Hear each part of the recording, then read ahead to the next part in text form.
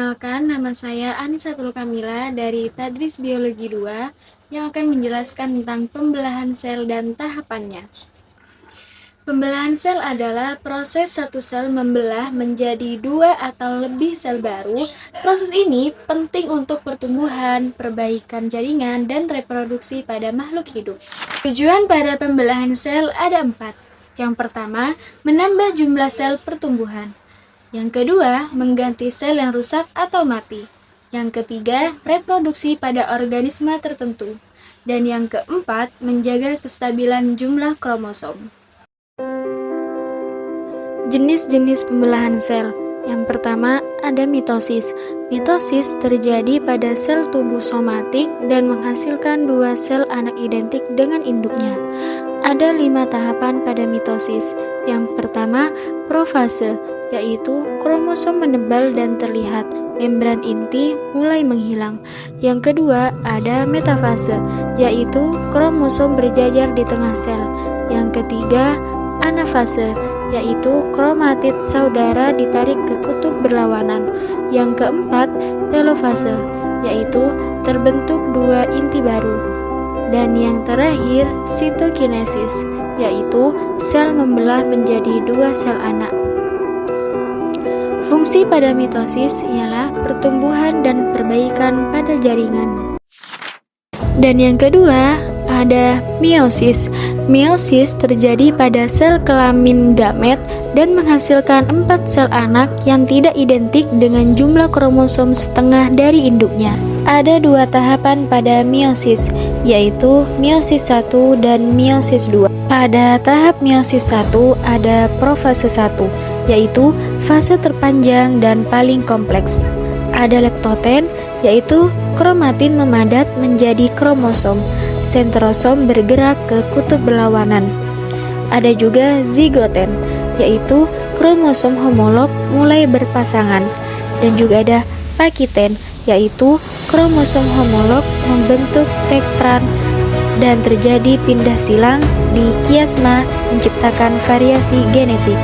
Ada juga diploten, yaitu tetrat mulai menjauh, tetapi masih terhubung di kiasma. Ada juga diakinesis, yaitu membran inti menghilang, tetrat siap berpisah. Yang kedua, ada metafase 1, yaitu pasangan kromosom homolog berjajar di bidang ekuator. Yang ketiga, ada anafase 1, yaitu kromosom homolog berpisah dan ditarik ke kutub sel yang berlawanan, kromatid saudara tetap menyatu. Yang keempat, telofase 1, yaitu membran inti terbentuk kembali. Sitoplasma membelah menghasilkan 2 sel anak haploid, tetapi setiap kromosom masih terdiri dari 2 kromatid. Dan tahapan pada meiosis 2. Yang pertama, ada profase 2, yaitu kromosom mulai memadat kembali jika sudah mengendur di telofase 1.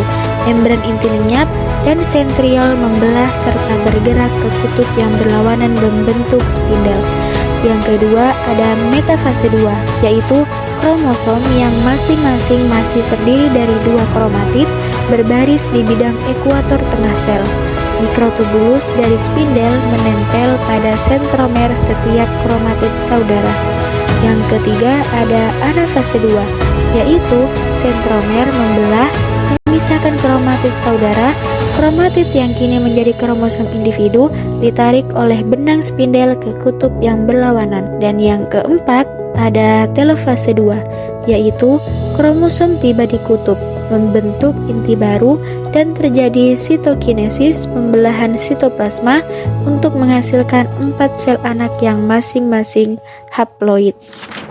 Berikut ada 5 perbedaan pembelahan mitosis dan meiosis. Yang pertama, pada mitosis terjadi di semua sel pada tubuh somatik, sedangkan meiosis hanya terjadi di sel kelamin gamet. Yang kedua, proses pembelahannya hanya terjadi 1 tahap saja, sedangkan di meiosis proses pembelahannya terjadi 2 tahap. Yang ketiga, jumlah kromosom anakan sama dengan jumlah kromosom induk yang bersifat 2N atau diploid. Sedangkan di meiosis, jumlah kromosom anakan separuh atau setengah dari jumlah kromosom induk yang bersifat N atau haploid. Yang keempat, satu sel induk hanya menghasilkan 2 sel anakan. Sedangkan pada meiosis, satu sel induk dapat menghasilkan 4 sel anakan. Yang kelima, bertujuan memperbanyak sel tubuh, juga meregenerasi sel yang rusak dan sudah tua. Sedangkan pada meiosis, bertujuan menghasilkan sel sperma dan ovum. Kesimpulannya, pembelahan sel sangat penting bagi kehidupan. Mitosis berperan dalam pertumbuhan dan perbaikan sel, sedangkan meiosis berperan dalam reproduksi dan variasi genetik. Sekian materi pembelahan sel dari saya. Terima kasih. See you.